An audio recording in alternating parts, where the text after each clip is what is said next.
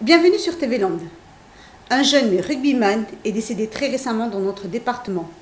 L'association des Soustonnais Pierre et Michel Campistron, au cœur des jumeaux, œuvre pour équiper les stades de rugby en défibrillateurs. Elle a trouvé en Vincent Moscato un allié de poids dans son combat contre la mort subite des sportifs. Un an que l'association au cœur des jumeaux existe et déjà 13 stades de rugby du comité Côte-Basque-Land ont été dotés de défibrillateurs. Pour cette soirée, les frères Campistron ont sollicité Vincent Moscato qui a généreusement accepté de rajouter une date à sa tournée. L'association a ainsi pu empocher la recette du bar, de la vente des t-shirts, quelques dons ainsi qu'une partie du cachet de l'artiste. Je jouais en première ligne. Les premières lignes, c'est les têtes pensantes de l'équipe.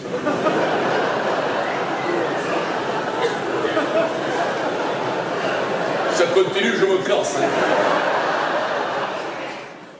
C'est une journée un peu particulière. Bien entendu, c'est pas anodin si je suis là. J'avais été sensibilisé par le message de Michel Campistron et voilà, tu vois, c'est ma manière de filer un petit coup de main et ma foi, ce qu'ils font, ce que je fais à côté de ce qu'ils font, c'est une goutte d'eau, mais bon, voilà.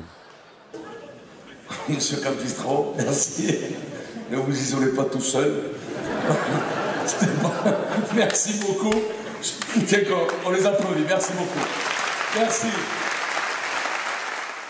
Ironie du sort, comme pour montrer l'importance de l'engagement des frères Campistron. Un jeune joueur de 18 ans est décédé d'un arrêt cardiaque le même soir à l'issue de son match. Ça noircit la soirée, puisqu'après avoir bien rigolé pendant 1h30 avec Vincent Moscato, on est retombé dans la réalité des accidents de la mort subite dans le sport, qui fait qu'on a perdu un jeune de 18 ans sur le terrain de rugby en pratiquant notre sport favori. Beaucoup de joueurs étaient présents pour cette soirée, des rugbyman solidaires. C'est quand même une des bases de rugby, quoi. C'est l'auberge espagnole, hein. Tout le monde se sert sur les bancs et amène ce qu'il peut. Alors tout ça, c'est pas que des mots. À travers une journée comme aujourd'hui, on s'aperçoit que ce n'est pas que du vent et que beaucoup de gens, Claude Dort, on a vu, Jean Condon et d'autres. Je ne vais pas essayer de tous les citer parce que c'est comme ça que tu en loupes la moitié et que voilà, c'est pas très bien.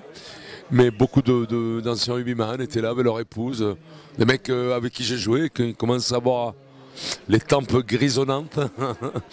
Voilà, donc les mecs étaient là présents et ça c'est le plus important, les discours c'est autre chose. En plus de défibrillateurs, l'association s'attache aussi à éduquer les sportifs sur les bons comportements à adopter pour limiter les risques d'accidents cardiaques.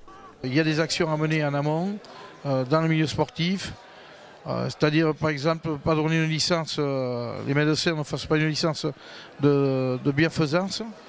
Essayer de voir en amont s'il y a des problèmes cardiaques dans les familles et faire un électro, ça c'est le truc de base. Et puis essayer on est associé avec Pascal Cando de 14, où il y a 10 règles d'or qui sont tout à fait simples, pas fumer une cigarette avant d'aller courir.